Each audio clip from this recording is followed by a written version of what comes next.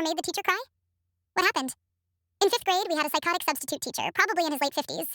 At the beginning of class, everyone was goofing off, and he immediately shut us down by screaming, "Shut up!" at us, shaking furiously.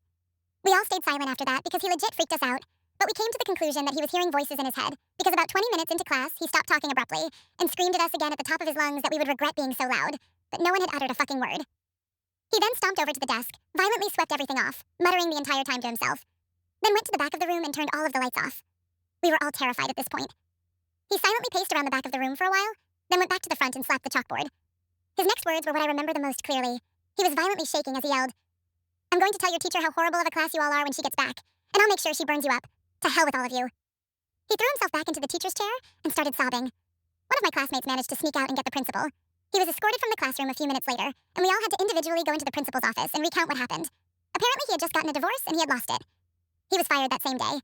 Honestly, I don't think we actually did anything to warrant his initial reaction. He just snapped.